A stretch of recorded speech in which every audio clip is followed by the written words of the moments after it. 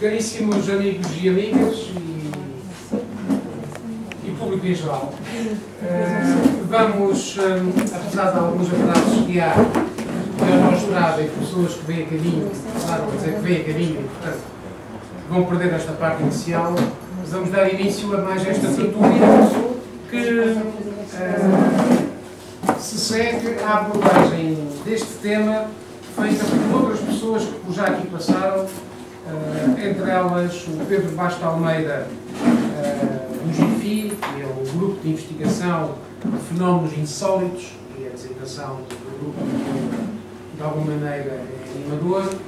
Também esteve cá o Paulo Cosmeli, que na altura falou sobre os fenómenos das chamadas colheitas extraterrestres, ou se quiserem, das searas que são objeto de alguma desvirtuação ou desvirtuamento mecânico, mais ou menos inexplicável, além de outros fenómenos.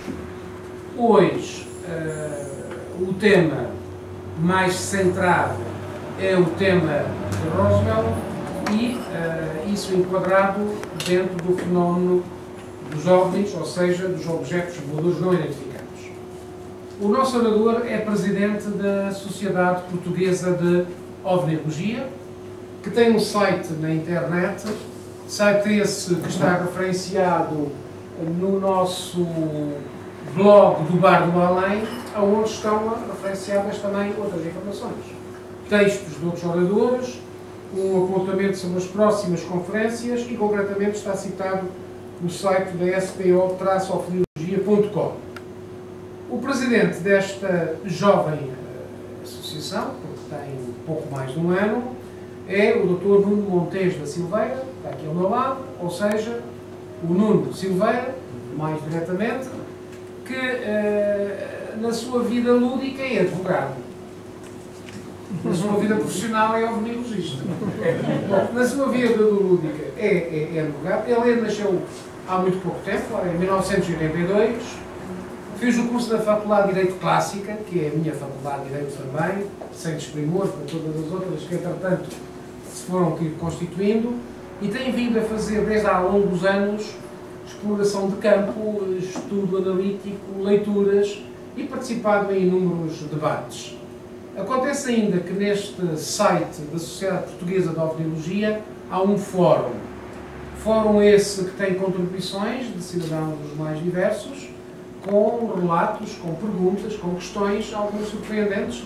E estou-me a lembrar da fotografia do avião junto a Campolide, em que aparece do lado direito, enfim, uma imagem cuja natureza é discutível. E isso está presente no fórum. Eu fico grato porque o Nuno Silveira tem sido extremamente solicitado para participar em várias iniciativas. Portanto, eu fico grato que ele e os seus companheiros tenham podido vir a Alenquer, que está na província, que está perfeitamente informal. Alenquer Povoação e Alenquer Câmara, que passam à margem deste fenómeno, porque a Câmara não considera que isto é uma atividade cultural e as pessoas de Alenquer acham que toda a atividade cultural consiste em ir às docas de Lisboa e voltar outra vez para Alenquer. Portanto, as pessoas que estão aqui não são pessoas de Alenquer, são pessoas que, de facto, vêm de Lisboa e de outros sítios. São um grupo de pessoas heterogéneo, de geometria variável. Nós, por exemplo, no próximo mês, 21 de outubro, vamos ter a Maria Helena Carvalho dos Santos a falar sobre maçonaria feminina e procuramos, com alguma antecedência, avançar com outros oradores. Provavelmente, em janeiro, vamos ter o Coronel João Fernandes com as previsões para o ano 2007, em que ele entende que o ano 2007 vai ser um ano numerologicamente importante e de convergência entre o Islão e o judaísmo e o cristianismo, e depois, talvez, em fevereiro, o Sheikh Munir, que é o responsável pela comunidade islâmica e, portanto, pessoa de grandes preocupações intelectuais e espirituais nesses períodos. E assim sucessivamente. Quero com isto dizer que se o Nuno ou algum dos seus colaboradores quiser fazer sugestão de oradores aqui para o Bar do Além, para a cultura do Bar do Além, bem-vindos. Também lhe digo com toda a franqueza, se nos quiser disponibilizar o texto, excelente, vamos metê-lo. E também lhe digo que se porventura a SPO, à margem da tertúlia, quiser utilizar estas instalações para alguma reunião vossa ou ação de formação, também estamos disponíveis. Ok, agradeço então essa disponibilidade, essa amabilidade. E tem o público à sua disposição. Eu devo dizer que o orgulho e o prazer é todo meu, porque eu já conhecia estas estruturas que cá se fazem há já largos anos, tal como foi dito, o Paulo Paz Melo esteve cá há 2 anos e eu devo confessar que esperei pacientemente pelo momento de poder estar aqui na vossa presença e fazer uma palestra. De toda a experiência que eu tenho e tenho tido, não é nos congressos internacionais ou nos congressos nacionais que se fala melhor e se apresenta melhor os temas, é aqui nas tertúlias que se falam com as pessoas abertamente, olhos nos olhos, e as pessoas podem tirar as dúvidas e fala-se de uma maneira mais informal sobre este tema. E eu sinto que é nestas ocasiões que se transmitem melhor as ideias, que se discutem os diversos pontos de vista e onde se chega a uma conclusão, ou às vezes até mais do que uma conclusão. Portanto, o prazer é todo meu e, tendo em conta o vasto leque de investigadores e de oradores que cá vieram, espero então não decepcionar-vos nesta iniciativa. Como foi dito, eu sou presidente da SPO, que é uma associação bastante recente, que foi formada porque achámos que em Portugal a temática, contrariamente ao que se passa nos outros países, estava a regredir. Ou seja, deixaram de haver associações durante vários anos, havia um ou outro investigador solitário que dava eventualmente, de vez em quando, faziam palestras, mas a investigação, do meu ponto de vista, tem que ser feita num grupo, tem que ser feita com pessoas de vários ramos, tem que ser feita multidisciplinarmente. E isso só é possível ser feito através de uma associação de pessoas que têm o mesmo intuito, que é investigar seriamente o fenómeno OVNI, que contribuem com o seu tempo e com os seus conhecimentos particulares na investigação do fenómeno OVNI e, claro, também monetariamente. Porque só com a junção de todos os nossos elementos é que obtemos os fundos para que possamos realizar as investigações de campo que temos vindo a fazer. Porque as explorações de campo a todo o país têm custos, especialmente agora com o preço da gasolina, as coisas ficaram um pouco ainda mais complicadas. E, portanto, foi uma associação nova para tentar trazer novamente este tema para o debate público, tentar recolher casos que ficaram perdidos neste tempo de praticamente 10 anos, mas, acima de tudo, fazer uma investigação que fosse livre de preconceitos. Porque uma coisa que eu quero demonstrar aqui nesta palestra, apesar da minha palestra se basear principalmente no caso Roswell, mais que uma análise ao caso Roswell, é também uma análise à própria ovniologia nacional e à mentalidade que existe na ovniologia nacional. Eu devo dizer que, quando me centrei sobre o caso Roswell, quando comecei a investigar o fenómeno OVNI, dei o caso Roswell como um dado adquirido. Portanto, o caso Roswell era aquele caso mais importante, nomeadamente nas palavras do investigador Stanton Friedman, que é um dos mais importantes, e que fez este primeiro livro sobre o caso Roswell. Ele diz que é o caso Watergate cósmico, em que, pela primeira vez, dizem os investigadores, o Estado norte-americano conseguiu capturar, através da queda acidental de um OVNI ou dois, não só o OVNI, os seus tripulantes, como a sua própria tecnologia. E hoje em dia a ovniologia nacional parte um pouco deste preconceito, deste ponto de partida, ou seja, o início da era moderna já não é tão considerado como a observação de Kenneth Arnold em 1947, quando ele viu 9 objetos voadores em forma de boomerang. Atenção, não foi em forma de disco voador, como muitas vezes passa essa ideia. Não foi nessa ocasião, mas sim no caso Roswell, porque a partir do caso Roswell, e de acordo com a ideia maioritária nos ovniologistas internacionais, foi a altura em que depois o Presidente Truman criou uma comissão secreta, que seria a Majestic 12, para investigar os casos OVNI e também para criar aquilo que se chama a conspiração do silêncio, a desinformação.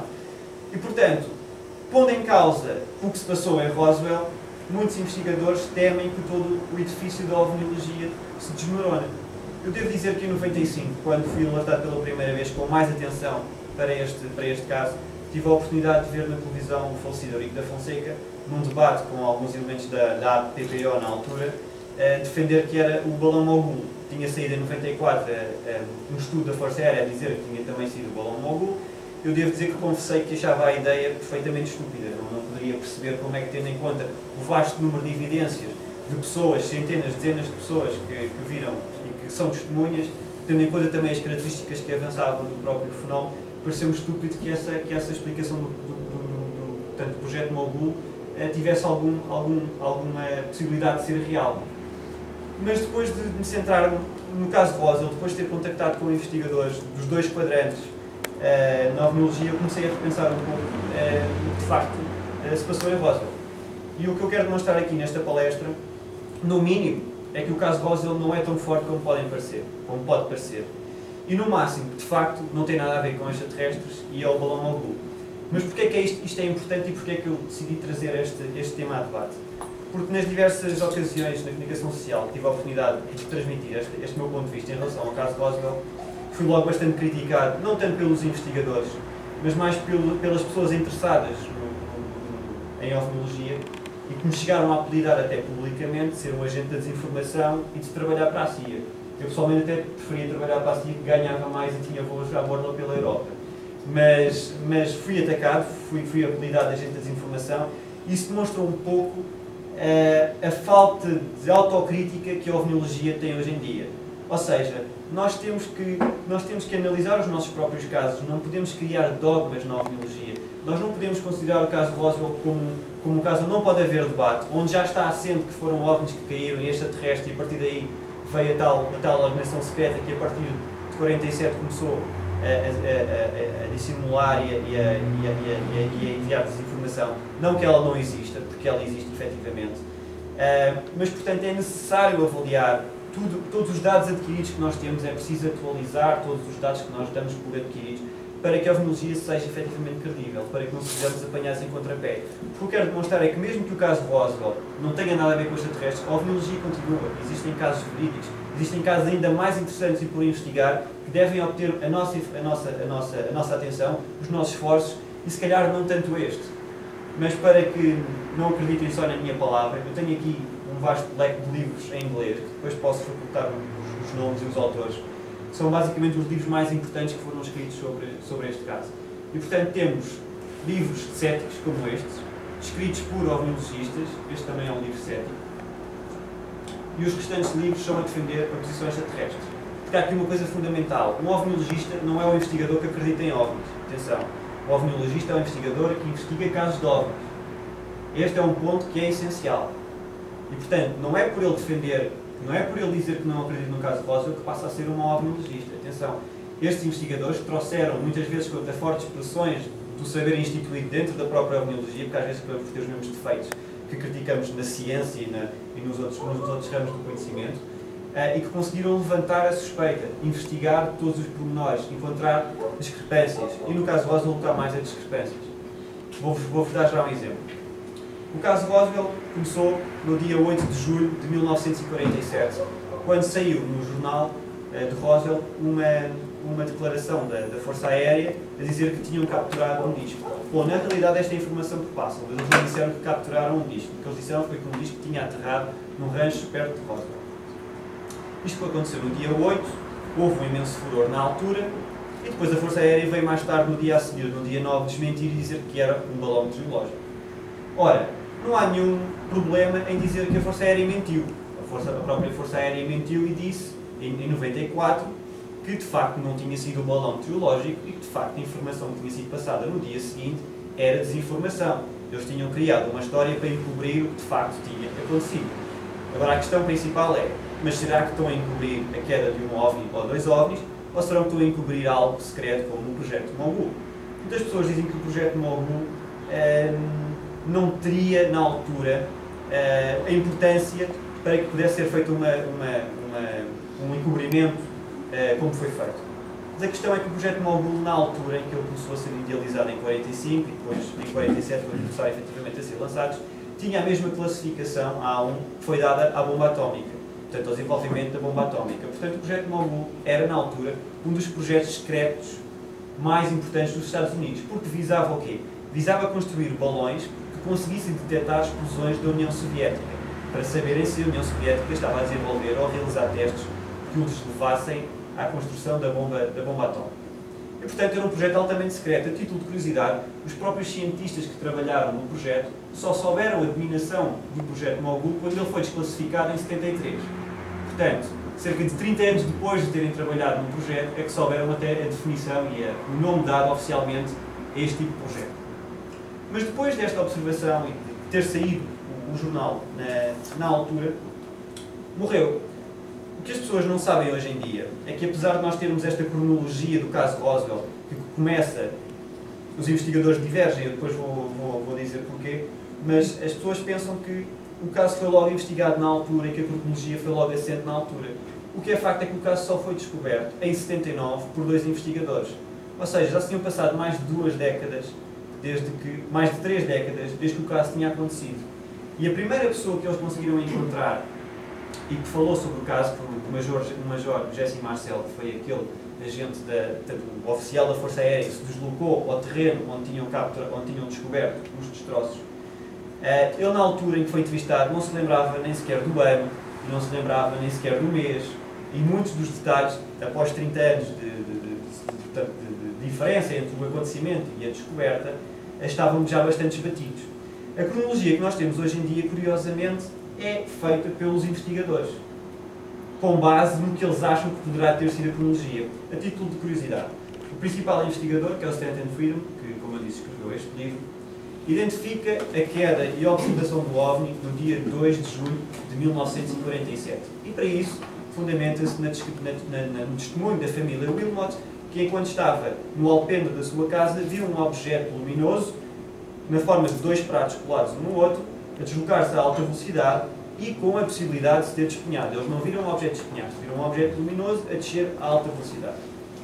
Por outro lado, os investigadores Kevin Randall, que é outra dupla também mais importante, defende que o caso Roswell aconteceu no dia 4 de julho de 1947.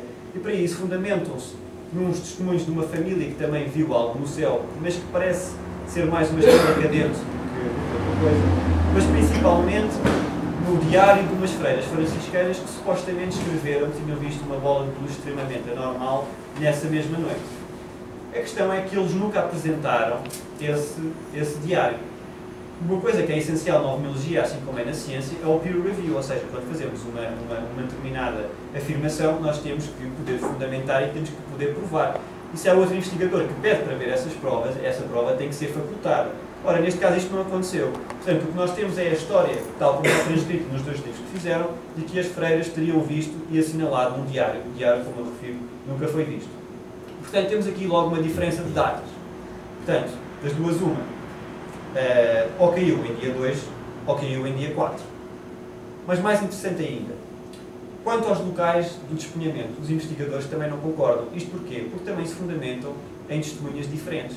Enquanto, por exemplo, o investigador Stanton Friedman faz uma estimativa do local, tendo em conta a direção dessa família que eu referi e as descrições do William Brazel, o investigador Kevin Randall, por outro lado, fundamenta com testemunhas que já estão hoje mais provadas de serem falsas, nomeadamente o Frank Kaufman, que é o que eu depois vou mostrar aqui, que chegou até ao ponto de dizer que ele próprio tinha visto o OVNI cair, tinha entrado dentro do OVNI e tinha inclusivamente visto os tripulantes. O que é importante agora aqui definir, já que demonstrei que, pelo menos, quanto à data concreta e aos dados concretos do acidente, não há consenso.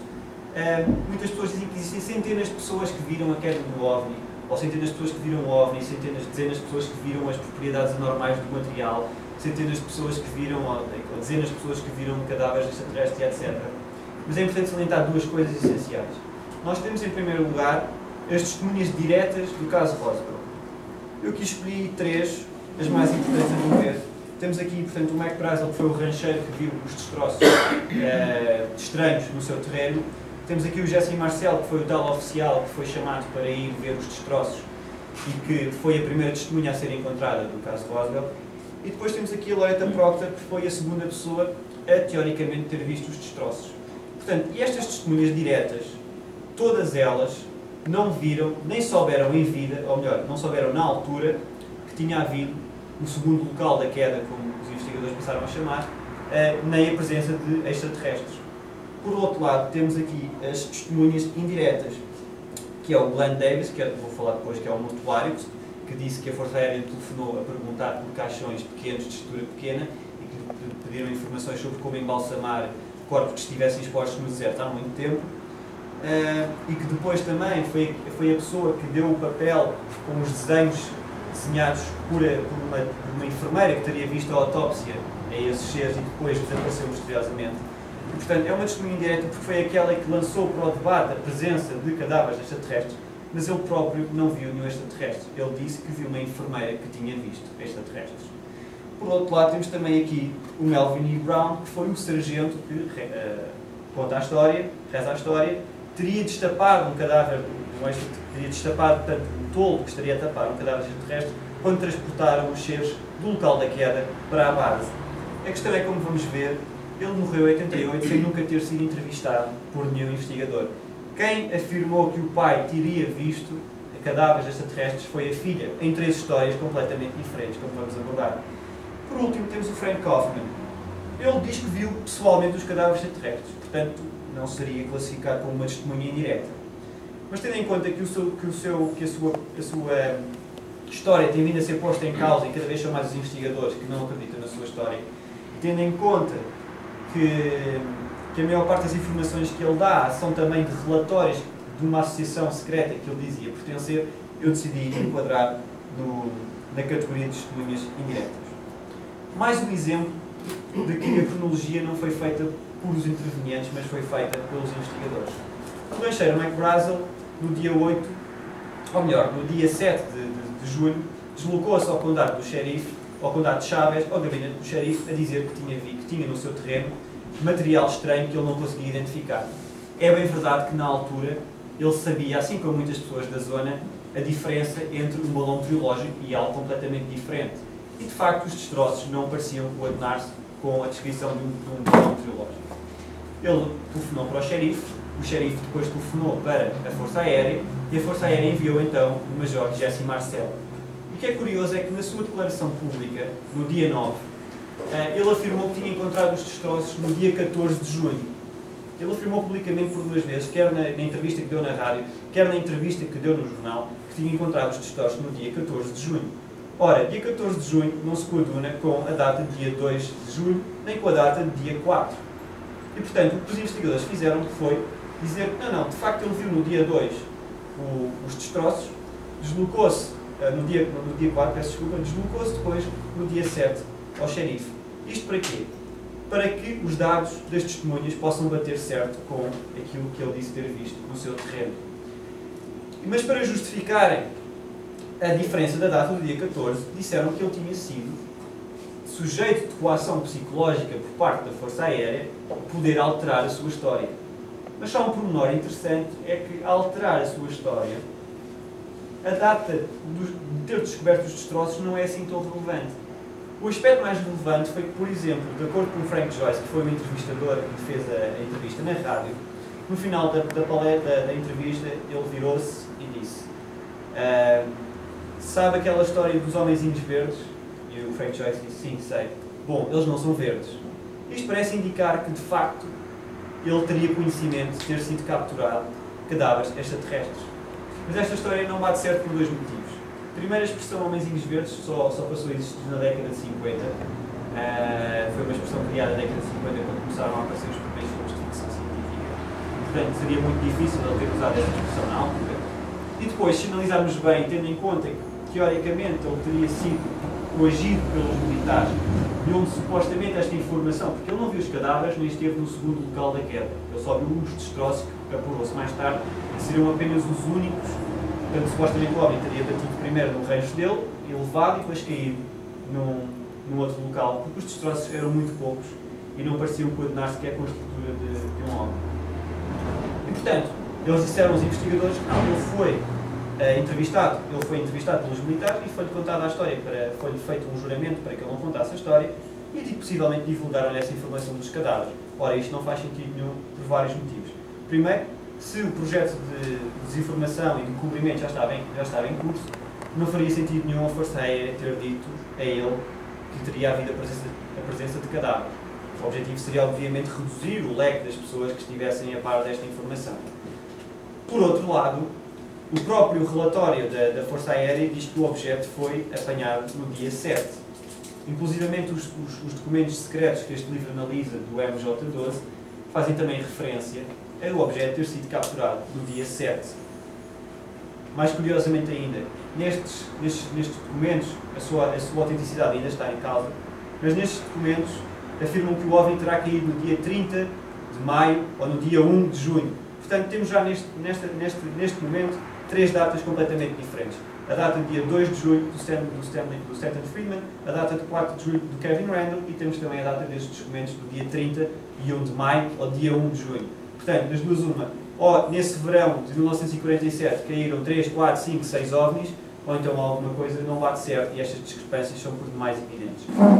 O aspecto essencial e que eu achei extremamente curioso, quando nós investigamos o caso Roswell, pré-condicionados de que se trata de um verdadeiro caso de extraterrestres, nós podemos analisar este livro, que é um livro que é totalmente adepto da teoria extraterrestre, que é escrito por um investigador alemão. Ele afirma, para este autor não há nenhuma informação incorreta. Todas as testemunhas estão a dizer a verdade, mesmo que haja problemas de datas e outros detalhes. E ele chega até a afirmar que a tal autópsia dos extraterrestres em 97 foi uma autópsia verdadeira. Portanto, que é uma coisa que a maior parte dos investigadores não acredita e, de facto, já foi mais que demonstrado que não se trata de uma autópsia verdadeira. Mas o curioso é que ao lermos logo nas páginas iniciais a descrição dos objetos, dos destroços encontrados, nós, se estivermos pré-condicionados, não prestamos muita atenção a como eles são descritos.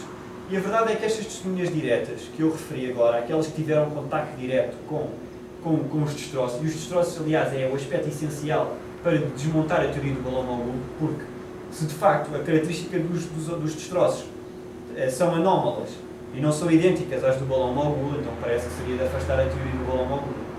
A questão é que se formos analisar cuidadosamente a descrição que as testemunhas fazem dos destroços, é bastante interessante, porque a maior parte deles dizem os destroços pareciam folha de alumínio, mas não eram folha de alumínio, eram mais resistentes. Pareciam madeira de balsa, tinham a mesma cor, o mesmo tamanho, mas eram mais resistentes. Tinha também umas pequenas barras, com umas inscrições, que aliás é um ponto muito interessante, com umas inscrições que não eram humanas, que não eram um alfabeto, pelo menos o alfabeto ocidental, e que, portanto, parecia indicar serem de origem extraterrestre. E depois, lá está, aquela característica que é mais conhecida, que é o facto de, quando se machucavam esse material como folha de alumínio, que ele abria e ficava completamente intacto. É curioso notar que, imaginemos então um OVNI que fosse composto por um material semelhante a madeira de balsa, mas que não era madeira de balsa, e por um papel semelhante, e por um material que era semelhante a um papel de alumínio, mas que não era papel de alumínio. Começamos a ver que, de facto, não bate muito certo. Parecem ser materiais extremamente estranhos para que pudessem constituir a parte de fora de uma nave que se especula ser sideral, portanto, interplanetária. Mas é curioso também notar que as descrições das testemunhas também não são idênticas.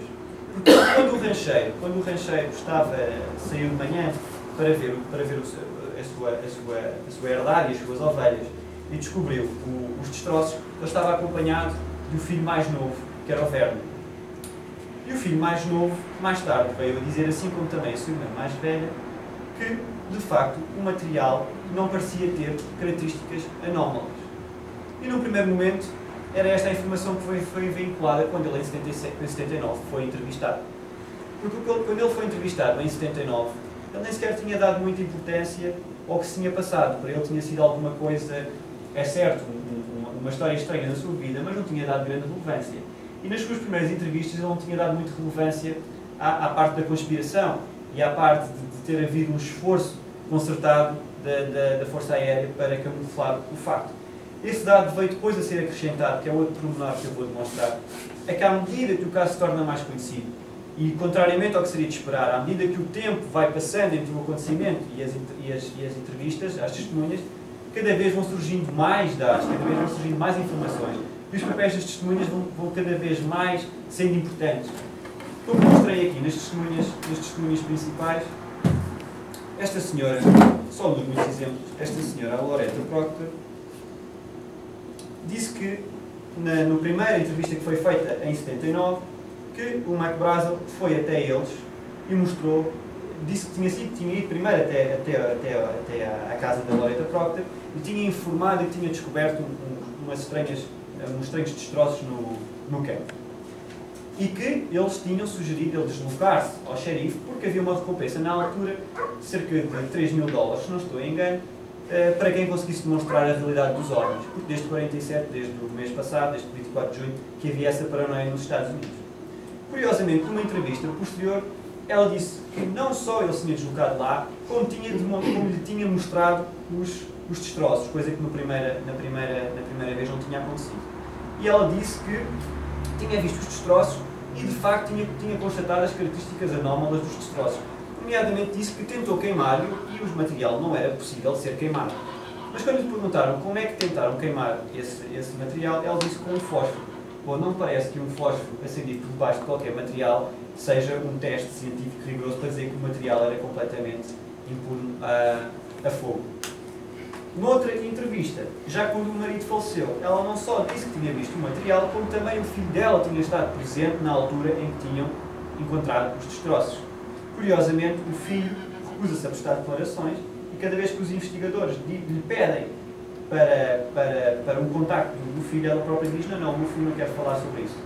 Curioso notar que nunca anteriormente tinha feito esta referência. Portanto, temos aqui nesta história, que parece simples e que é um ponto essencial do caso, em que as histórias vão mudando cada vez com maior grau de estranheza. Mas mais importante que isto tudo, a meu ver, é a questão dos cadáveres extraterrestres. Isto começou quando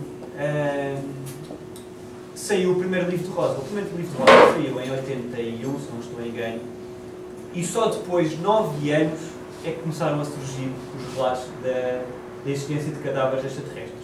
Ou seja, durante praticamente uma década não houve ninguém a avançar com esta teoria.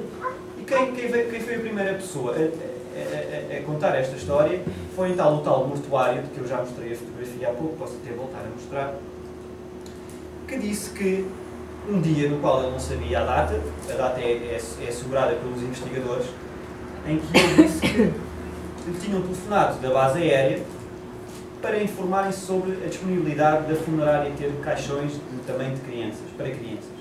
Disse ainda que mais tarde o novo oficial telefonou-lhe a perguntar qual é que seria a melhor maneira de preservar cadáveres que estivessem em estado no deserto há muito tempo, a melhor maneira de os preservar sem danificar qualquer tipo de tecido, fazendo também a pergunta estranha, que ele disse na altura que tinha achado estranho, se tinham caixões hermeticamente selados. Ele lá deu as informações necessárias, mas estranhando a situação, conta ele a história, deslocou-se à base aérea de Roswell, até acompanhando um piloto que estava ferido, onde achou uma atividade anómala na base, muita presença de muitos militares de um lado para o outro, e onde, enquanto lá estava no hospital militar, encontrou uma amiga dele, uma enfermeira, que tinha então visto, tinha acabado de sair de uma autópsia, a 3 extraterrestres, muito nervosa e muito abalada, que lhe disse: tens que sair daqui, senão eles prendem. E de facto, ele disse que pouco tempo depois lhe apareceu um capitão ruivo, de nome Armstrong, acompanhado de um cabo negro, que lhe disse para ele sair dali sob pena de ser morto, sob pena de ser preso. É curioso notar que em 1947 ainda havia a lei da separação racial, portanto nunca poderia haver naquela base um cabo negro. Para além do mais, as investigações feitas na base não revelam a presença de nenhum capitão Armstrong que tenha servido na altura. Entretanto, ele encontrou-se no dia a seguir com a enfermeira, que, muito abalada, lhe acabou por fazer o desenho dos seres extraterrestres que ela tinha visto nas costas de uma receita. E ele afirmou que guardou um exemplar muito bem guardado na funerária e que mais tarde, quando tentou encontrar novamente a enfermeira, lhe disseram que ela tinha sido enviada para a Inglaterra num seminário, e mais tarde, quando se escreveu por carta com ela, e quando ela disse que numa carta posterior iria revelar toda a verdade sobre o que conhecia, que veio a carta devolvida a dizer que tinha falecido. Disse ele ainda que ela tinha falecido num acidente de aviação em Inglaterra. Ele nunca produziu estas cartas, e uma investigação feita na base de Roswell, e aliás em todos os dados da Força Aérea na altura, que na altura ainda pertencia ao Exército, não demonstrou a presença, ou melhor, a identidade desta enfermeira. Porque ele primeiro disse que a enfermeira se chamava Naomi Self, com 2 F's. Os investigadores procuraram na base de dados pelo nome desta enfermeira, inclusivamente se tinha havido algum acidente em Inglaterra, pudesse conter enfermeiras norte-americanas. E não conseguiram encontrar nada. Depois ele disse, não, o nome dela é Naomi Maria Naomi Self, com 2 F's. E os investigadores voltaram a fazer a pesquisa e não encontraram o nome da testemunha. Pela 3ª vez disse, não, agora vou-vos dizer a verdade. Ela chama-se Naomi Stipes. Mais uma vez, a pesquisa revelou-se completamente infrutífera. Portanto, temos aqui 3 nomes diferentes para a mesma pessoa. Um investigador conseguiu encontrar uma enfermeira de Roswell, dessa altura, que se chamava Mary McManus. E ela não se lembra de uma enfermeira com aquele nome. E ela, já perto da morte, ela foi entrevistada sensivelmente 1 ano antes de morrer, ela afirma a pé juntos que em 1947 não houve nada de anormal na base. E, portanto, há quem diga que ela pode ter sido influenciada pelos militares, para não revelar o que tinha passado, mas duvido muito que uma pessoa que no final da vida, e pelas próprias palavras dos investigadores, estivesse a aldrabar até este ponto. O investigador mais importante, a meu ver, e o melhor investigador da atualidade de OVNIs, que é o Jacques Vallée, ele próprio também tem muitas reticências em relação a este caso. Ele próprio confirmou o estado de alerta das bases americanas em 1947 e o estado de alerta era rigorosamente normal.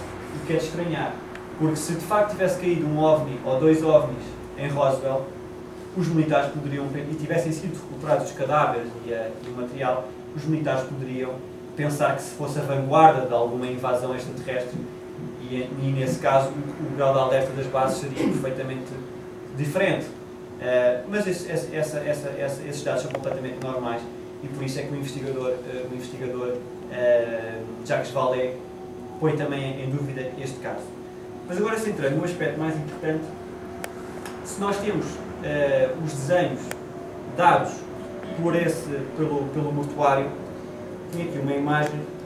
Este foi o desenho que ele mostrou como sendo não o original da enfermeira, porque ele disse que perdeu convenientemente quando saiu do emprego, quando mudou de emprego, esqueceu-se do papel que estava tão religiosamente guardado, esqueceu-se do desenho verdadeiro da enfermeira, mas ele depois fez uma reprodução que apresentou ao investigador Stanton Friedman. Cá vemos que acaba por ser um pouco a morfologia atual dos extraterrestres, né? Cinzentos, com olhos negros, ausência de nariz, ou então furos muito pequeninos, boca também muito pequena, e portanto foi esta a versão que passou a circular sobre o aspecto dos extraterrestres. É curioso notar, porém, que 2 anos antes deste desenho ter sido produzido, o investigador Stanton Friedman tinha posto este anúncio, este desenho, no jornal de Roswell à procura de mais informações. E veio-se a saber que este desenho foi feito por um artista amigo do Glenn Davis, a quem ele lhe disse que poderiam ganhar muito dinheiro se ele fizesse esta reprodução deste desenho. Portanto, vemos aqui que são bastante idênticas os desenhos apresentados pelo investigador com base noutras descrições e o desenho apresentado, supostamente uma cópia o mais fiel possível, apresentado pela enfermeira. Mas há aqui um ponto essencial, para mim é o mais importante, é que as descrições dos extraterrestres não são idênticas. As descrições são, ao contrário do que se possa pensar, e ao contrário do que passou no filme Roswell, e ao contrário do que se pode ver aqui nesta imagem da autópsia, são bastante diferentes. Cá temos aqui a descrição normal, cinzentos de olhos negros. A testemunha Frank Kaufman, aquela que eu disse na altura, que hoje em dia não levam muito em consideração as suas declarações, se bem que é a testemunha-chave na construção que o investigador Kevin Randall faz, descreve que quando ele se deslocou e viu o OVNI cair, encontrou 5 seres com esta aparência, com 1,5 m de altura, completamente carecas, com uma pele cinzenta, não sei se não sei se conhecem a série do Star Trek, a nova geração, em que há um robô que é o Data, que tem a pele assim, tipo azeitona. Tinha a pele dessa cor, com olhos pequenos, perfeitamente humanos. Isto foi a descrição que ele disse. Portanto, logo aqui vemos que há uma diferença brutal entre o cinzento de olhos negros e o ser de olhos normais, humanos, careca e com pele de cor de azeitona. A terceira testemunha que eu falei há pouco, que tinha sido o Sargento Melvin, que tinha sido, de acordo com reza a história, um dos militares a ter destapado a manta que tapava os extraterrestres, de acordo com a filha, porque lá está, foi a filha que contou a história deste sargento, disse que o pai descreveu os seres como sendo com uma aparência reptiliana, com uma pele escamada, alaranjada, castanha alaranjada. Portanto, temos aqui três descrições completamente diferentes dos seres. Mais ainda, as descrições do próprio OVNI não são idênticas. Se nós temos, por exemplo, a observação dos Wilmot, do qual o Stanford se baseia, em que são dois pratos colados um ao outro, temos a descrição do Frank Kaufman de um OVNI triangular, e depois temos a descrição de um outro sujeito, que também, a sua história também é um pouco posta em causa, que é o Jim Ragsdale, que disse que esteve também dentro do OVNI, em que disse que o OVNI era circular e tinha duas pequenas asas. Portanto, o que é que temos até agora? Temos discordância completa em relação à data. Discordância completa quanto às testemunhas que fundamentam as diversas versões dos casos. Por exemplo, como eu disse, Frank Kaufman já foi desacreditado, mas o Frank Kaufman é a testemunha principal da construção do Kevin Randle. E o mais curioso é que ainda hoje em dia, se forem, por exemplo, a um site muito conhecido brasileiro, em que tem a cronologia do caso Roswell, eles acabam por fazer referência a 3 militares que teriam visto nos radares o OVNI a cair. Mas já está hoje mais que assente que essas 3 testemunhas era esta única pessoa. Ou seja, quando nós líamos o livro do Kevin Randle e tínhamos mais 2 testemunhas a corroborar a descrição, a história deste indivíduo, descobrimos que afinal as outras 2 testemunhas são pseudónimos desta mesma pessoa. Portanto, o que acaba por pôr ainda mais em causa a própria descrição. Este indivíduo, por exemplo, disse que pertencia a um grupo secreto, os Unholy 13, que foram um grupo da vanguarda que conseguiu detectar o OVNI logo no dia em que ele caiu. Logo no dia em que ele caiu. O outro caso que eu contei do Jim Ragsdale também conta que ele viu o OVNI cair, deslocou-se até o OVNI e minutos depois a Força Aérea, o Exército, já estava lá para capturar os destroços. O que entra em contradição com a história deste investigador, em que o OVNI foi descoberto, caiu no dia 2, mas já foi descoberto no dia 7, com os documentos de uma agência de 12, para quem aceita-os como verdadeiros, que também só foi recuperado no dia 7, e claro, também para todos aqueles investigadores que acham que houve uma grande diferença entre a queda e o OVNI e a recuperação do OVNI, período esse em que a Força Aérea se viu obrigada a criar a tal história do balão meteorológico, que hoje em dia é mais que aceito como sendo falsa. E, portanto, nos pontos essenciais, a meu ver, existe discrepância total. Voltando agora à história de Roswell. É curioso notar, da Força Aérea, é curioso notar que a Força Aérea, há até umas fotografias famosas do Major Jesse Marcel, na base de Carswell, a mostrar aquilo que eram imagens de um balão meteorológico. Está mais que assente que ele foi efetivamente enganado. O material que estava exposto naquela mesa havia sido trocado pelo verdadeiro material. E apesar da Força Aérea na altura ter dito que não houve nenhum avião a sair da base de Carswell para Wright-Patterson na altura, que era a base mais importante na altura naquela região, o que é facto é que esse material foi enviado. Porque quando os objetos foram recolhidos, a própria a base de Roswell não tinha a certeza sobre o que é que tinha apanhado. Porque até mesmo para a base de Roswell, o projeto MOHU era também secreto. Portanto, os oficiais e os próprios agentes de meteorologia que estavam na base de Roswell desconheciam completamente o projeto MOHU, que apenas estava circunscrito à base de Alamogordo, que fica a alguns quilómetros de distância. E, portanto, eles próprios não conseguiram identificar e por isso é que enviaram para Wright-Patterson os destroços. E, obviamente, em Wright-Patterson já sabiam do que é que se tratava. Mas é curioso notar que, se é certo que o material foi trocado em Roswell, ainda hoje em dia, o Jesse Marcel, que infelizmente já faleceu, mas nas últimas entrevistas que foram feitas, ele assegurou que algum do material que estava exposto era verdadeiro. E insiste que uma das fotografias, não sabe em qual, exibe material que ele próprio tinha recolhido no solo.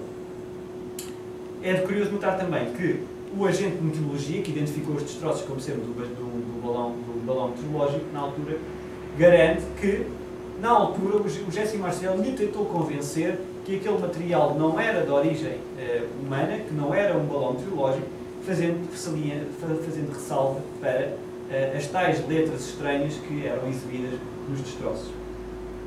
Curiosamente, quem avançou com a teoria do balão MOHU foi um aviologista chamado Robert Todd, que, através do uso da lei da liberdade de informação, chegou à conclusão que, nessa altura, em Roswell, estavam a ser feitos na base de Alamogordo estudos utilizando o tal balão MOHU. Esse contactou um engenheiro responsável pela altura. Esse engenheiro, curiosamente, quando era novo, teve também uma observação OVNI, e ele é um defensor acérrimo da presença de vidas extraterrestres na Terra, mas ele próprio analisou os relatórios de lançamento de balões e chegou à conclusão de que muito provavelmente teria sido o balão número 4 que tinha sido lançado no dia 4 de julho. Só que os investigadores, e muito bem, e é por isso que os investigadores OVNIs existem, e os muito bons, descobriram que nunca poderia ter sido aquele balão, porque, tendo em conta o tamanho do balão e tendo em conta a direção dos ventos prevalecentes nessa data, o balão teria sido deslocado para longe do rancho Foster e não na direção do rancho Foster. Mas foi outro investigador que descobriu o balão número 9, que teria sido lançado no dia 4 de julho e que, portanto, muito possivelmente poderia ter caído no dia 14 no rancho Foster. E, de facto, se nós formos ver a própria construção dos balões Mogul, nós vemos aqui material que, à primeira vista, não parece ser muito diferente. Mas uma coisa que nós desconhecemos é que, por exemplo, a construção do balão Mogul, o balão Mogul, que supostamente caiu no dia, eu digo supostamente porque é algo que também não está completamente assente, e eu aí confesso que é a minha opinião pessoal, não está 100% provado que tenha sido o balão Mogul, é a minha convicção pessoal. O balão teria cerca de 200 metros, portanto é um balão extremamente grande e, portanto, teria as condições de criar uma vasta área de destroços. Por outro lado, eles estavam a fazer vários testes a nível de material. E o material que compunha o balão, nomeadamente os paraquedas do balão, era um material de neoprene. Ora, o material neoprene é um material que é branco. A questão é que quando fica exposto ao sol durante vários dias, ele acaba por adquirir uma tonalidade castanha e acaba por se retrair um pouco e ganhar uma consistência mais forte. E, de facto, se formos ver as descrições que a Bessie McBrazel, que é a filha do Jesse Marcel, fez, que é a filha do McBrazel, portanto, do tal rancheiro, ela própria faz referência a um papel tipo pergaminho castanho que era extremamente resistente. Por outro lado, temos aqui um radar que é também composto por folha de alumínio, o tal material que tinham falado. É certo, é material alumínio normal, portanto, não tem aquela característica que falaram de ser extremamente duradouro e ser difícil de rasgar e, quando é machucado, se expandir. E temos aqui também o exemplo do material neoprene. Aquilo que eu quero salientar, e tem que ser verdadeiro à minha própria palestra, que não sei também para esse tempo é que deve, mais 5 minutos, então só mesmo para terminar. Se levarmos em consideração, e não tenho nenhum motivo para duvidar do relato portanto, Jesse Marcel Jr., que é o filho do tal oficial, de que o material, quando machucado, voltava a reproduzir, tenho dúvidas quanto às outras testemunhas que dizem ter visto exatamente o mesmo material. Porque só depois desta descrição ter sido feita pelo Jesse Marcel Jr. é que as outras testemunhas acabaram por atribuir exatamente as mesmas características. E quando vem muitas vezes referir de que o objeto não podia ser queimado, que o objeto não podia ser cortado, que quando levasse com um martelo pneumático era impossível de ficar torcido, porque a facto é que não há quem diga que tenha feito estes testes. Ouvi dizer que fizeram estes testes. Portanto, isso lá está, é mais uma testemunha indireta, sem que possa haver comprovação exata. E aquelas que dizem que fizeram testes foi, como eu disse, com um isqueiro ou com um fósforo, que não é, a meu ver, um teste válido para poder detectar características anómalas. E, portanto, em todo este caso Roswell, o único elemento para o qual eu encontro explicação em relação ao projeto Mogul é efetivamente a descrição, a ter em consideração, não tenho motivos para duvidar, do material que, quando se dobrava, voltava à sua posição original. No entanto, é de salientar que estas características não são muito anómalas. Eu desafio até por fazerem um pequeno teste, que eu já fiz várias vezes, que depende muito bem do material. Mas o próprio invólucro de plástico das palhinhas, por exemplo, dos pacotes de leite do sul, das de melhor qualidade, se nós a machucarmos na mão, elas voltam à sua posição original. Podem demorar um pouco mais tempo, mas voltam à sua posição original. Portanto, esta característica não é característica de que seja a origem extraterrestre, mas põe em causa ser o projeto Mogul, porque de facto no projeto Mogul não havia um material com estas características.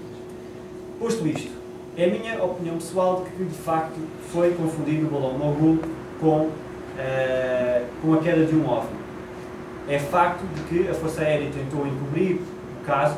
Porquê? Porque era um projeto altamente secreto na altura, e é ponto certo de que o caso Roswell não é tão forte quanto isso. Como eu digo, e recapitulando, tem discrepâncias essenciais quanto às datas, quanto ao número de OVNIs, quanto aos locais onde caiu, quanto às testemunhas onde se baseia, quanto à descrição do próprio OVNI e quanto à descrição dos próprios tripulantes. Sendo certo que a maior parte dos testemunhos, como eu disse, variaram consoante o tempo, com a adição de detalhes que tornaram a importância da testemunha, ou melhor, que aumentaram a importância da testemunha no caso. Portanto, eu vou acabar a exposição. Não foi tão exaustiva quanto eu gostaria de ser. Espero não vos ter amassado assim tanto. E, para terminar, é importante reavaliarmos todos os conhecimentos que damos como adquiridos na ovnologia. Não há nenhum problema em haver investigadores que venham pôr em causa a versão oficial defendida pela maioria dos investigadores. Eu faço um apelo aos investigadores e a quem se interessa a não só ler a versão da ovnologia, a versão aceita, como também as versões feitas por outros investigadores, na certeza de que só assim poderemos nós criar uma opinião devidamente fundamentada e mais próxima da realidade. Portanto, eu acabei a minha exposição e estou disposto a perguntas sobre qualquer assunto. Obrigadíssimo, e eu penso que vai haver mesmo perguntas. Há algo que atravessou toda a intervenção do Nuno e que mostra que a sua formação profissional está sempre presente, é que se houver testemunha é aquela que, de facto, é presencial, não há testemunhas de ouvir dizer. E depois há outro facto também curioso, que é que quem conta um conto acrescenta um ponto, e que há um fenómeno terrível, que é que alguém que é chamado a contar uma história pela segunda vez, se entretanto ouviu uma versão diferente da história, tende a incorporar elementos. Ora bem, mas isso deixa-nos uma questão de fundo, é até que ponto é que é um canular no sentido de uma invenção, tudo aquilo que tem que ver com as figuras pseudo-humanas que são apresentadas em conexão com Roswell, para além dos tais destroços, como por exemplo aquilo que foi objeto de uma reportagem de televisão e está publicado em livros. Ou seja, vamos ver quem é que tem perguntas na sala. Eu tenho muitas, mas as minhas são um pouco importantes. Pode ser sobre a ovnologia em geral, não tem necessariamente ser sobre o caso de Roswell. Por uma questão. Há um facto que é muitas vezes descrito quando há situações em que pessoas dizem que evidenciaram OVNIs, que é a falta da luz elétrica. Portanto, de repente, as cidades próximas, etc., ficam sem luz. Aí, nesse caso da base de Roswell, essa questão não foi apontada. Não, até porque o OVNI caiu a uma distância, portanto, uma distância longe de Roswell. Portanto, ele caiu perto do Rancho Foster, que fica, nos arredores da cidade de Roswell. E houve muitas poucas testemunhas sobre o objeto, inclusive as pessoas que viram, até o caso do McBrazel, eles na altura de 47 nem sequer tinham luz elétrica. Portanto, não foi um facto que pudesse ter sido comprovado. Mas, de facto, ao longo da ovnologia existem evidências de grandes influências, interferências eletromagnéticas quando se avista um objeto voador não identificado.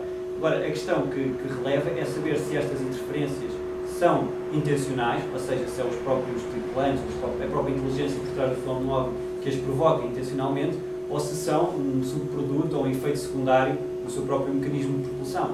Porque, de facto, parece haver indícios, e eu pondero nessa ideia de que alguns cortes de eletricidade foram efetuados, ou melhor, aconteceram quando se viram objetos estranhos voar as cercanias de centrais elétricas, por exemplo. E isso acho que é um aspecto até bastante interessante a ter em conta, porque eu não quero ter aqui nenhuma ideia catastrófica do fenómeno, mas parece-me que se de facto eles conseguem fazer isto, se conseguem pôr em causa todo um sistema de eletricidade, porque é curioso notar que mesmo quando os Estados fizeram medidas para reforçar o sistema elétrico, essas interferências acabam sempre por acontecer e a eletricidade acaba sempre por falhar. Portanto, eu acho que é um ponto essencial descobrirmos se efetivamente é um subproduto, se é intencional e as melhores maneiras de poder impedir que eles possam ter essa capacidade de pôr às escuras uma cidade completa ou uma base militar completa, como também já aconteceu por diversas vezes. Já agora, peço desculpa, mas uma questão. Há uma pessoa, minha amiga, que aqui há muitos anos no Alentejo, ia no carro com o marido e uma outra pessoa que ia a conduzir e avistaram um objeto tipo charuto, alaranjado, que depois mudou de posição, passou para a posição horizontal e nesse momento o carro parou e eles depois vieram a saber que exatamente à hora em que eles avistaram o tal objeto e que lhes aconteceu isso ao carro, a cidade mais próxima do Alentejo, que já não me lembro qual delas era, ficou sem luz. Mas, portanto, o próprio carro parou. Sim. Não, porque esse caso é bastante interessante. Porquê? Porque tem uma comprovação física daquilo que foi observado. Porque não há nada mais frustrante para um investigador do que investigar casos de pessoas que dizem eu vi aquela ali uma luz que fez isto e aquilo. Como é que nós investigadores vamos investigar? É impossível. A única coisa que podemos fazer é tomar nota da ocorrência, tentar descobrir se na altura passava algum satélite ou algum iridium de flare ou algum avião. Mas quer dizer, a investigação de câmbio é um pouco impossível de fazer, é só tomar nota da ocorrência para efeitos de estatística. Mas nesse caso temos não só as testemunhas, temos os efeitos no carro, ou seja, é possível de fazer exames ao carro para o que é que falhou, e temos também a falha elétrica na cidade, que pode ser comprovada e no qual inclusivamente se pode perguntar, por exemplo, à ANP o motivo da avaria. Portanto, é mais um elemento que vem provar a realidade da observação. E, portanto, é pena, esses casos não são assim tão frequentes quanto isso, pelo menos aqueles que me têm chegado não são assim tão frequentes quanto isso, mas esses são os casos mais interessantes e que podem, sem dúvida, demonstrar a realidade do fenómeno. Peço desculpa, há dois carros cinzentos que estão ali na subida e que estão a impedir uma autocaravana que siga para a parte de cima do devem ter sido os últimos a chegar. Dois carros cinzentos que estão na subida e que estão a criar problema aí. A Fernanda já acabou ou não? Já. Já agora, para a tua informação, a pessoa que assistiu a este fenómeno do Alentejo é a doutora Eugénia Tavares Rodrigues. Tu conheces? Trabalhou mesmo. Eu não sei se já morreu ou não. Não, ela ainda é viva, o marido é que já faleceu. Então você já com alguma idade hoje? 76 anos, julgo eu. Assim, E este caso já se passou há muitos anos, tanto quanto me lembro, talvez aí há uns 30 anos. Mas talvez pensar a contar daqui a sim, eu penso que sim. E ela é uma pessoa extraordinária e muito rigorosa, portanto, se estiverem interessados em falar com ela, eu penso que o testemunho dela que é muito interessante e válido. Só uma pergunta, antes por causa de... Sim, havia uma senhora. Nas minhas férias em Tomar, vinha tomar café e vejo uma luz em direção a um pinheiro e vi que uma luz era tipo uma estrela, mas muito grande, via que não era uma estrela normal. Fiquei assim a olhar para ela e estava sozinha. Isto para dizer que a gente não está a mentir e não temos meios como provar. Vemos, ou as pessoas acreditam ou não acreditam. Mas que a verdade é. E vejo aquela estrela enorme, vejo que não é normal. E estive a ver o que é que ela fazia. Mas quando diz que é grande... Grande, muito grande. É amarela, sim, com uma grande luminosidade. E eu vejo a direção dela e ela faz isto, a andar, e já não é amarela, é branca e pequenina. Vejo a direção dela, eu não sei se ela entrou naquele objeto, se transformou naquele objeto. Mas era da forma de um cilindro, que eu olho para o cilindro, assim com uma luz transparente, vejo bem o objeto, que era grande, e desapareceu. Isto é um satélite. Assim, Eu disse que não é. Ao outro dia, isto foi no dia 9 de agosto. No dia 10 de agosto, eu ponho-me de vigia. Eu sei naquele sítio acontece alguma coisa. Também nunca tinha visto no céu flash, assim, um aqui, aliás, tu viste tudo. Porque eu fiz-me no braço porque aquilo é muito rápido. E esse não viu, mas viu o outro. E depois vimos o resto, claro, assim, no céu. É normal também. Como é que consegue descrever esses flashes? Não são Como é pontos que é? de luz, pontos que... Assim, não flash, assim, amarelo, mas muito rápido. Mas são redondos ou... Tipo estrela. Flash? Assim, não sei explicar, assim... Cintilante, exato. Aí pode ser um iridium de flare. O iridium de flare é um satélite que é composto por iridium de flare nos seus painéis solares e que a certas alturas que estão programadas, e até se pode calcular na internet, há sites que dizem quando é que eles vão aparecer e onde é que vão aparecer, em que, de acordo com a sua órbita, o Sol bate nos painéis e ele ilumina-se. Sim, mas o satélite está no espaço. Em que o Sol bate nos painéis, os painéis refletem a luz solar e vê-se no céu uma luz que aumenta durante alguns segundos e depois se apaga. Outro fenómeno, Não era assim. outro fenómeno que eu não tenho explicação e que também já presenciei, são também flashes desses, mas no meu caso foram flashes brancos, não eram amarelos, mas que eram, imagina o flash de uma máquina fotográfica, quando se tira, que tem assim aqueles picos à volta. Era tipo oval, mas com esses picos à volta. E já vi por 2 ocasiões, até uma delas foi numa vigília que organizámos na Serra da Galinha, e não tenho explicação para tal, e dos astrónomos com quem falei também não souberam dar a explicação. Não quer dizer que não haja. Até ao momento eu não sei o que é que possa ser, mas eu também já fui alvo de... Já fui testemunha desse tipo de flash que não sei descrever. Mas foi muita coincidência. Porque são muito rápidos. O dia após, e no mesmo sítio. Sim. E a gente está a olhar para uma coisa e desaparece. Se fosse um satélite que estava lá, pelo menos um bocadinho. Não, os satélites estão sempre a girar à volta da Terra. Está bem, mas como é que uma estrela está parada, está imóvel? Para mim aquilo era uma estrela, mas de um ponto grande, muito abaixo do... Pronto. Diz que é maior que a lua cheia? Diga? Foi isso que eu percebi. Disse que era maior que a lua cheia, essa luz que... Não era tão grande, mas desde que eu nunca vi nenhuma estrela assim e nunca vi nenhuma estrela também a andar. Nunca vi. Mas é que os satélites artificiais parecem estrelas a andar. São tal e qual como se fossem estrelas a andar, só que em linha reta. Depois, claro, podem variar em linha intensidade. reta não, mas ela estava aqui e subiu. Bom, subiu muito rapidamente. Bom, se subiu e desaparece e forma-se um charuto, mas era um cilindrinho grande. Sim, assim para esta descrição não parece de facto ter uma explicação normal. Não. Porque há outro elemento que é precisamente ter em consideração, é que para além dos satélites, hoje em dia também temos a Estação Espacial Internacional. E nós, quando fizemos a vigília na Gargonha, fomos surpreendidos porque vimos a Estação Espacial Internacional numa magnitude muito anormal, extremamente brilhante. Tivemos a oportunidade também de a filmar. E para quem não tivesse a possibilidade de fazer a investigação correta, poderia muito bem classificar aquilo como um OVNI, mas de facto era a Estação Espacial Internacional.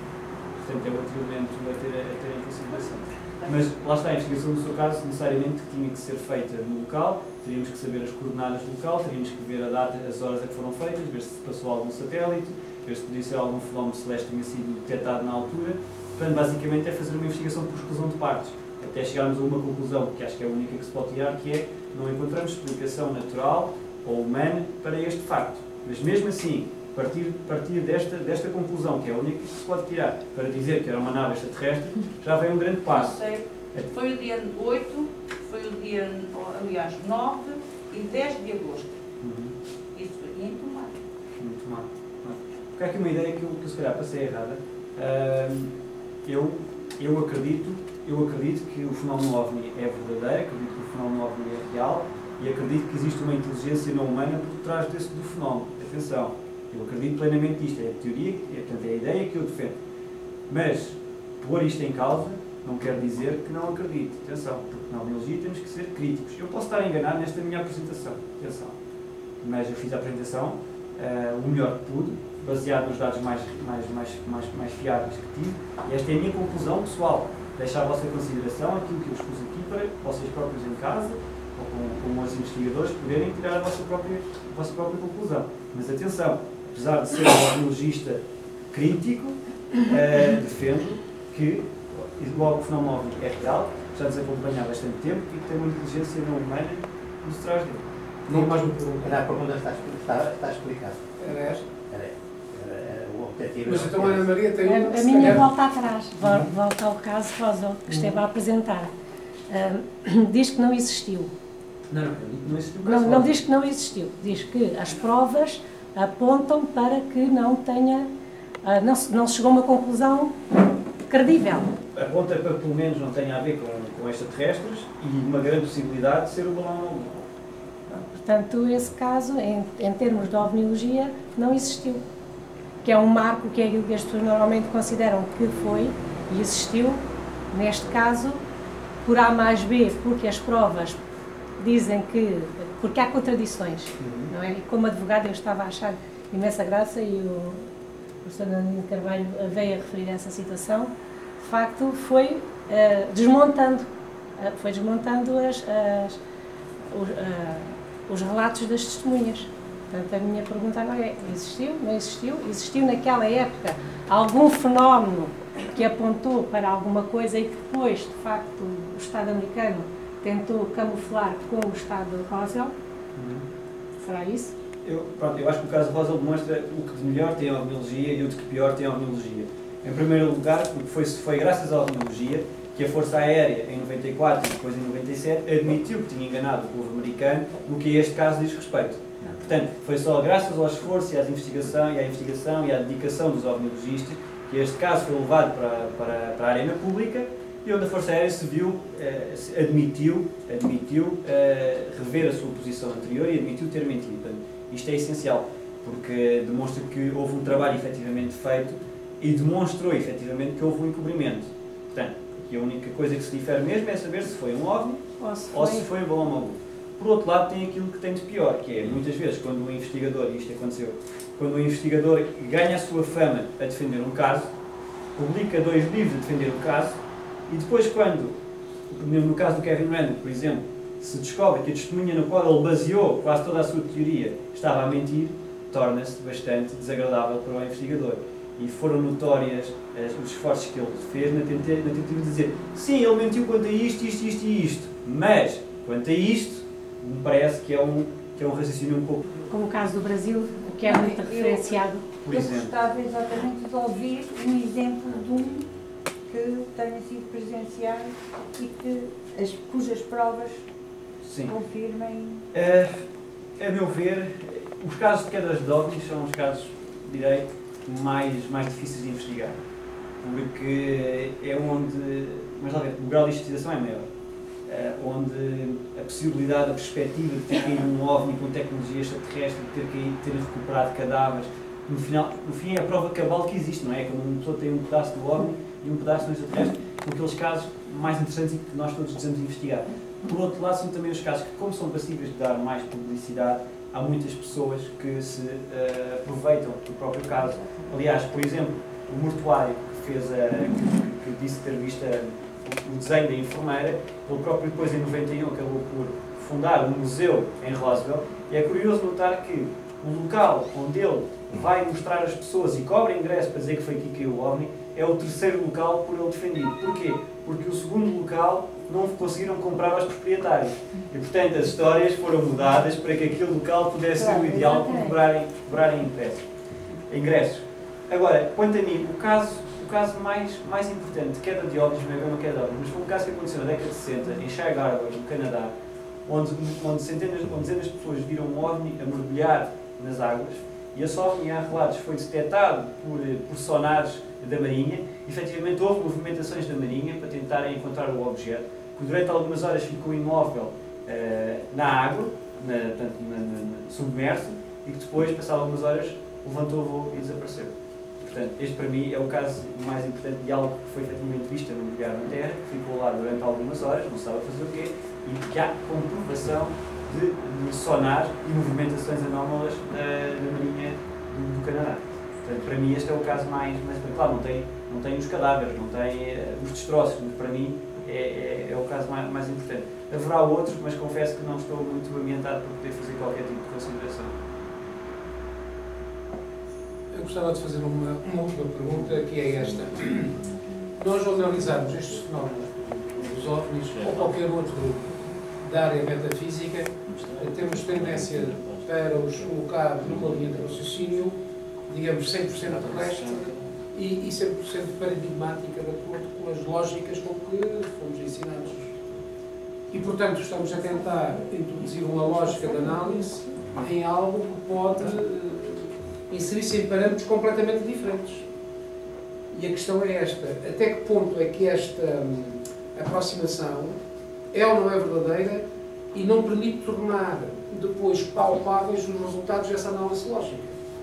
E a segunda questão é esta: por que diabo é que a generalidade dos fenómenos ditos de OVNIs se passam em descampados, se passam em situações em que as testemunhas são sempre em menor número possível? Haverá alguma explicação lógica? Lógica é pela nossa lógica, porque ninguém do outro lado, entre aspas, explicou que estão a fazer isto por alguma outra lógica. Porque dá a sensação, visto as coisas com a maior isenção possível, que há um desejo da humanidade em acreditar que haja OVNIs. E esse desejo da humanidade em acreditar que haja OVNIs hipervaloriza quaisquer pequenos sinais. Um pouco como de noite, se formos a passear por uma floresta, as pessoas começam a ver formas que não são outras formas que não as próprias árvores. Mas daí a dizer que há doentes, ou que há fantasmas, ou que é um passo. Portanto, até que ponto é que esta questão dos objetos voadores não identificados não são um hiperfenómeno de uma certa consciência coletiva que deseja que haja alguma coisa e que forçosamente hipervaloriza? Ou será que, de facto, pode haver alguma coisa? No seu caso, já percebi que aceita que pode haver alguma coisa. Mas, fazendo um juízo objetivo, há mais argumentos a seu favor, em abstrato, ou no sentido de que é uma psicose coletiva? Essa pergunta é bastante, acho que é bastante pertinente e é de difícil resposta. Vamos lá ver como é que eu me vou safar agora. De facto, a investigação da ovniologia é o ponto mais importante e mais difícil de debater, é saber que metodologias, perante um assunto do qual mesmo assim não conhecemos muito pouco e pode ter ramificações metafísicas, como falou, qual é que será a mais correta para fazer este tipo de investigação.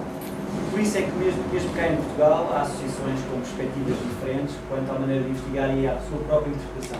Eu quando disse que partia, que na minha convicção pessoal defendia, acreditava que estava uma inteligência não humana por trás do fenómeno OVNI, não é um preconceito, não é algo que não está estagnado, ou seja, eu estou perfeitamente tranquilo em seguir o discurso das minhas investigações, chegar à conclusão de que afinal os OVNIs não existem, ou são fenómenos naturais não identificados, são aeronaves terrestres, de mudar a minha opinião e de claramente dizer, meus amigos, através dos anos de investigação, cheguei à conclusão de que afinal estava enganado e portanto os OVNIs não têm nada a ver com extraterrestres. Por outro lado, o investigador, como eu faço o possível, não me deixa influenciar por esta minha ideia de investigação do caso OSA. Por isso é que eu disse, eu seguir se através da exclusão de partes, eu não chegar à conclusão de que aquilo é inexplicável, eu não posso dizer que era uma nave extraterrestre. Eu só posso dizer que era um objeto, não sei se é objeto, mas pelo menos uma luz, com características anómalas, que não tem explicação de acordo com os conhecimentos aerodinâmicos que conhecemos e de acordo com a ciência que sabemos. Por outro lado, o caso falou na questão metafísica e há associações que se interessam mais por esta vertente, mas é que a ovniologia é uma matéria essencialmente física. Porquê? Porque se formos ver, se é certo que muitos dos relatos, se calhar a maioria, são feitas por testemunhas, e lá está, uma testemunha diz que viu, mas eu não sei se não consigo provar se aquilo aconteceu ou não, mas por outro lado, temos registros palpáveis, temos registros físicos. Temos, por exemplo, registros no radar de objetos que foram detectados com morfologias completamente diferentes, como aconteceu cá em Portugal em 2004, com capacidades de voo completamente diferentes. Portanto, temos os dados dos radares, temos fotografias que foram demonstradas que não são falsas, temos filmagens que não são demonstradas, que não são falsas, que são demonstradas como sendo verdadeiras, não só no planeta Terra, como também no espaço. E por outro lado, temos ainda um elemento essencial, a meu ver, é que se nós formos ver e entrar em teoria da conspiração, existem relatórios secretos dos governos feitos por cientistas, por comissões de cientistas que atestam a realidade do fenómeno OVNI.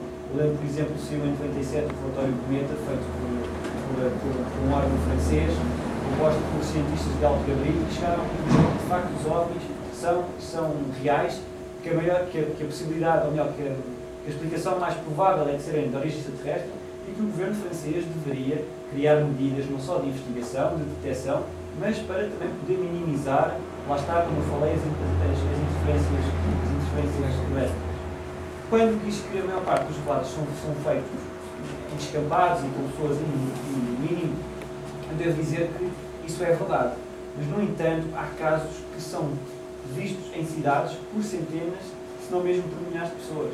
Eu lembro, por exemplo, do caso de Phoenix, no Arizona, em 1997, uma parte das pessoas deve conhecer, onde foi filmado sobre essa cidade um OVNI que tinha mais de 1 km de diâmetro.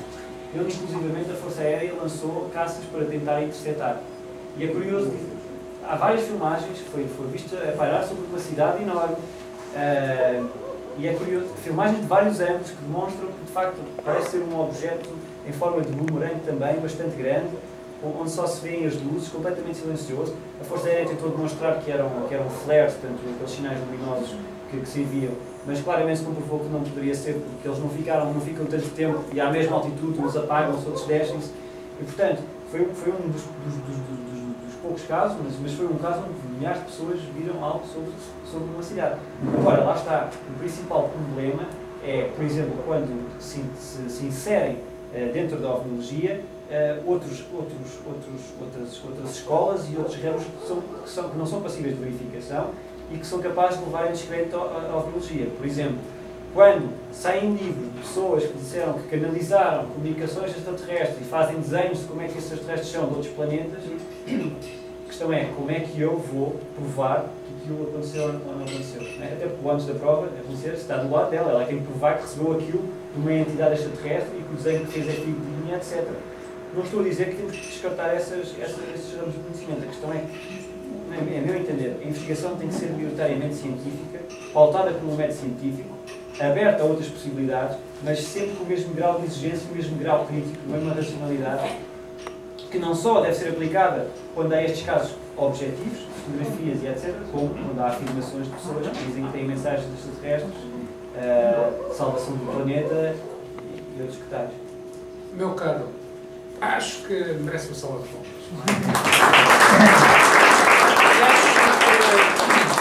Também podemos concluir que, de alguma maneira, usando a expressão popular, eles andem aí e o almoço também anda aí.